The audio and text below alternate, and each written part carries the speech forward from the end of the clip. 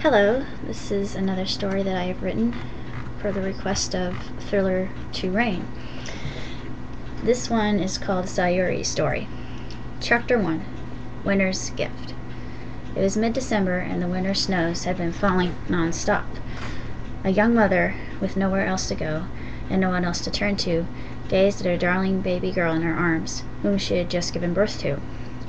She had been the unfortunate victim of rape and had come from a very religious family, so in order to hide her shame, she had decided to drop the child off somewhere safe, as she knew the infant would be cared for without the possibility of dishonoring her own family and being disowned entirely. The mother wept softly as she found a suitable location to leave her. "I'm so sorry, little one. I couldn't take care of you. It was too much of a risk. But despite the circumstances that brought you into this world, this cold, terrible place, I still love you with all my heart, Saiyuri," the mother said as she kissed the baby's nose.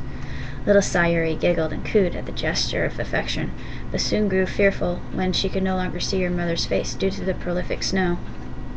Scared, the infant wailed and cried to get attention, and it wasn't long that the owners of the dojo found Saiyuri and saw a note attached to her blanket. "To whomever finds little Saiyuri, she is yours now. Unfortunately, I am unfit to care for her. She was brought into the world through violence, but in your care, I am sure she will flourish and blossom like the lovely flower she is.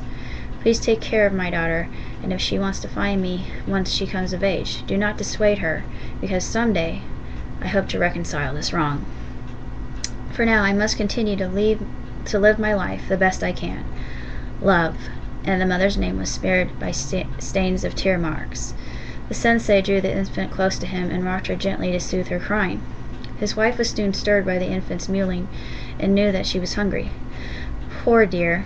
We'll do what we can to raise her, and when she comes of age, we can start questing for her birth mother. But we can't sugarcoat how arduous this journey will be for her," the wife said, tenderly taking the fussy girl into her arms. Her name was Sakura, which was fitting, because not only did she smell of cherry blossoms, but she looked like one in all of its beauty. Akito, aptly named, had the hues of autumn in his eyes and hair, and had the robust strength of a maple in his arms. However, was as tender as he could be with Saiyuri. The two were well experienced with children, having 7 little ones of their own that kept the dojo tidy and prepared the students for their daily exercises. The dojo wasn't only a place for discipline and learning, but for many of those students who came in, they found sanctuary from some rather rough circumstances.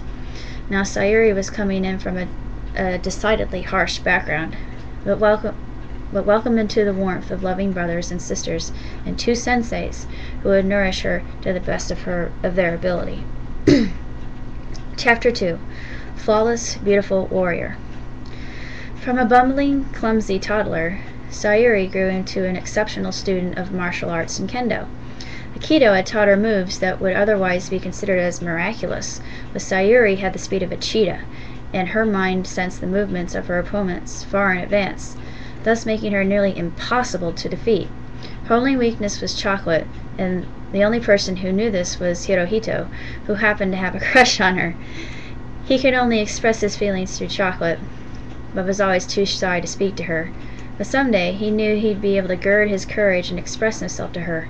For now, he simply enjoyed nearly defeating her in sparring matches.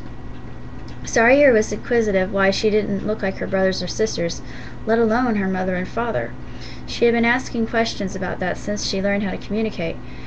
She knew she was the right age to start looking for her birth mother. "I love you both so much, but I have always wondered who she is. I pray she is still alive out there somewhere. There's the possibility she might not be any longer," Saiyuri surmised. "I don't think she is dead, dearest. She would have wanted to live as long as she could to see you face to face." "Why, I know I would," Sakura said, stroking her hair gently. Turning Japanese, sorry. "You do know searching for her will be difficult, right?" Akito warned sagely. "Of course I do, Papa. I have prepared long in advance for such a journey. My soul is ready, my feet are sure, and my heart is fixated upon the intention of being embraced by my mother. I will return inevitably, but it will take some time," Saiyuri said determinedly. She hugged and kissed her father, then her mother, packed only the bare necessities for her arduous journey, and bade her farewells to her brothers and sisters. In the background was Hirohito shedding silent tears. "You be careful, Sai! When you return, I will defeat you in our next battle," Hirohito called out, somewhat meekly. Saiyuri turned, her soft blue eyes gazing at him like that of a gentle deer. "I will, but you know, Hiro, it is I who will defeat you," she added with a sassy smirk, pivoted on her sandal, and began to walk away from the dojo. Chapter 3. Over miles and miles. It seemed that Saiyuri was traveling for days on end. Her sandals were beginning to become worn and tattered. She began to look and smell like a beggar woman, but her beauty had never faded. She had wandered everywhere asking people if they had seen a woman who looked like her, and no one had been able to help. Saiyuri began running low on rations, and only had a few crumbs of rice left to eat. It had rained the day before, so she found a styrofoam cup that had been blowing in the gentle wind next to a drain.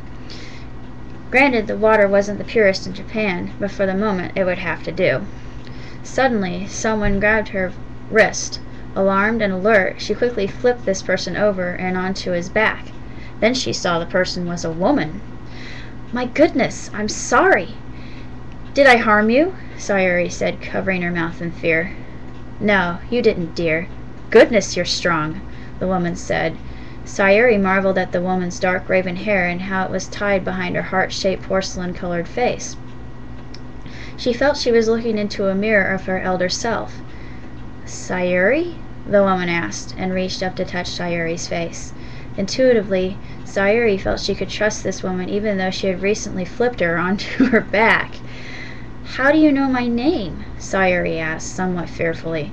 "I gave birth to you. I have never forgotten your face," the woman said, drawing Saiyuri near to her heart. Saiyuri felt tears rise to her eyes. She and her mother cried for a good long while before Saiyuri wanted to take her back to her home to the dojo. "I wanted to meet the family that raised me," Saiyuri said. "Magnificent! But first we need to have something to eat and rest before you go," her mother suggested. Sayuri's stomach growled ferociously, and she blushed darkly in embarrassment. Her mom, whom she had learned was named Kyoko,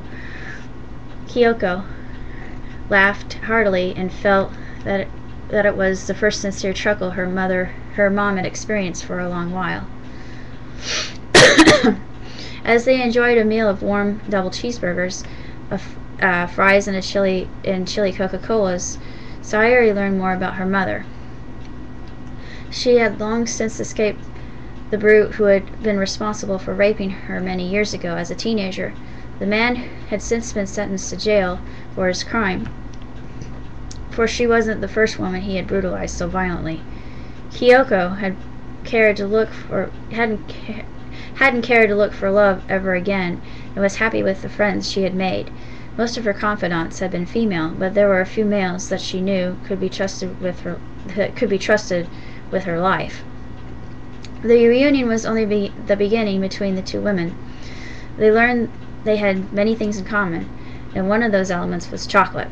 They both adored it, admitting it was their Achilles' heel. They loved classical music and could both sing it like perfect angels, and they enjoyed the simple beauty of watching a flower garden, trees in bloom, and the changing of seasons.